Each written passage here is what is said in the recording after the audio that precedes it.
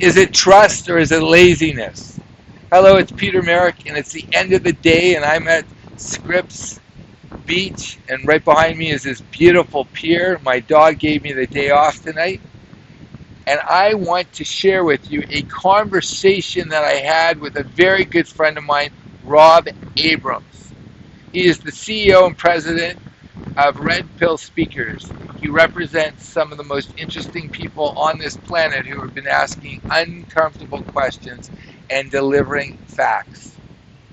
And we were talking about our home country because I've been a little upset lately because someone in my direct family has directly been impacted by participation because they felt that if they did not participate, they would not be able to teach. And I am really angry. And he said it's because, and his argument was, it's because Canadians trust. They trust their government. We had health care. We had safe streets. We didn't have super wealthy, and we didn't have super poor. And we had food in our bellies. And we had no reason not to trust our government. And I shared that I thought it was sheer laziness because we had outsourced our sovereignty to some higher power. And it's not that I was so bright. Maybe Rob is bright, but I'm not. And I was able to do my own research. And it's not like I went to the archives in some big library. No, I went on to the World Economic Forum that anybody else can, and I also went on to the WHO, and I went on to the UN site and the Rockefeller site, John Hopkins. I went to a study that was done back in 2010 over at the University of Texas, where they actually had done testing on things very similar to the things that people have been taking, and most of the rats and the cats and all the other animals they tested, they died within 6 months. It's not that I'm so bright and I was having access to special secret knowledge. It was there. And I said it was sheer laziness because it's in our face. We both agreed at the end it was both. It was trust, because we trust so much, because this is how we're able to go and put our brains in the freezer and just move on with our lives. However, when there's a glitch in the system, we have to reactivate our brains. We have to start asking questions, the uncomfortable questions. And that requires waking up.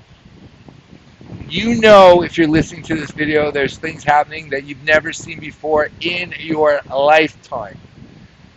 Some of the things that are happening right now, I've only read about in the Bible, in the Gita, in the Quran, about how societies decay and collapse on themselves and how their people become so decadent. One of the reasons why the Inca Empire destroyed itself, collapsed on itself, is towards the end of that empire, the priests were killing 10,000 people in one sacrifice. It was pure demonic and evil. If you look at the fall of the Roman Empire, you will see that all there was, and the people.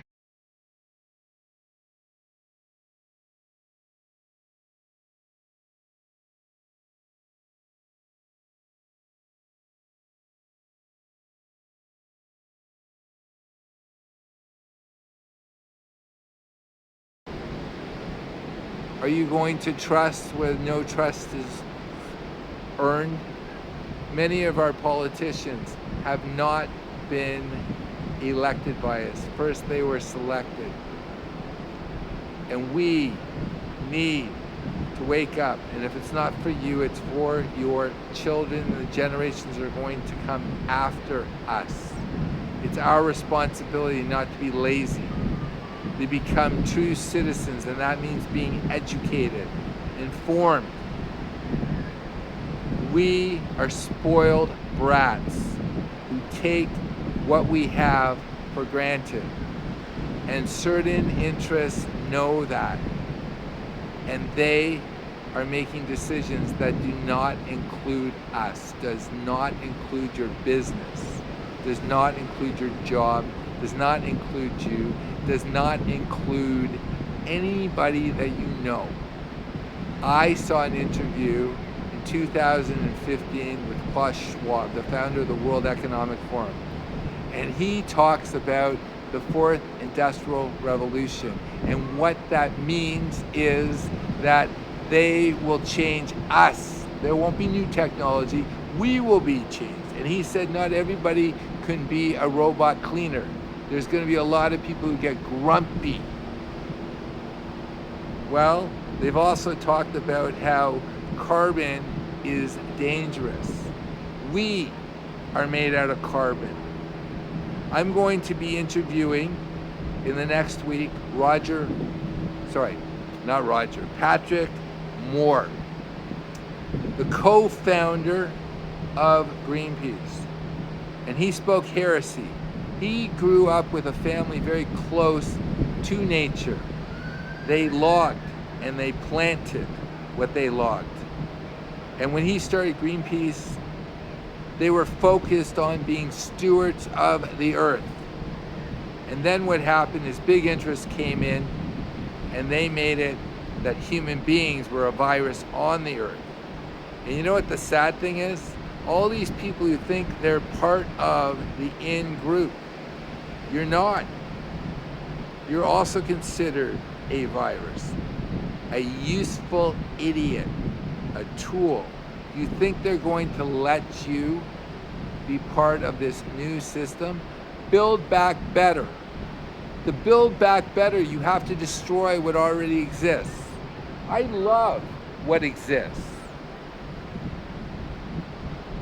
I told a story a few months ago about how I took a bird scooter and I was going to a meeting and it started beeping, an electric scooter that had a GPS on it, and it stopped. It would not let me leave a certain area.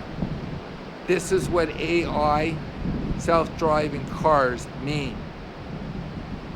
Do you like windmills?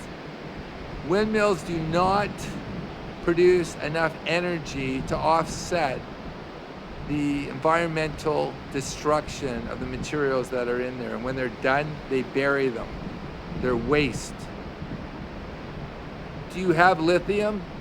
Because if you have a lithium battery, you are participating in the workers and the individuals, the miners who mine your lithium. Their average life expectancy is 35, so you're participating in death. Do you have an iPhone? Did you not see those factories in China? They put suicide nets because they were working these people to death. And their lives were so terrible, they were jumping out of windows. It was slave labor. Did you hear Prince Charles in Scotland in 2021 talking about how we should spend trillions of dollars, more than the entire GDP of the world, on fighting climate change? The man flew in a jet. Justin Trudeau has put a carbon tax, and he's now in Costa Rica. This boy flies all over the world, and he's a hypocrite. They're all hypocrites. They want you to sacrifice, and the ultimate sacrifice is going to be you and your children and your unborn grandchildren. That is what's been written. So my challenge to you is read Agenda 2030. Read the legislation, the new guidelines, the treaty that the WHO wants to put out. Read the Rockefeller Foundation reports. It's your responsibility, because guess what? If you don't do it, who else is going to do it? Yes, I trust humanity. But Ronald Reagan said, I trust and I verify. Make an informed decision. If you like the world you had, you have to fight for it, just like your forefathers fought for you to have these freedoms to question. And if you do not question them and you do not exercise your rights, they will take it away.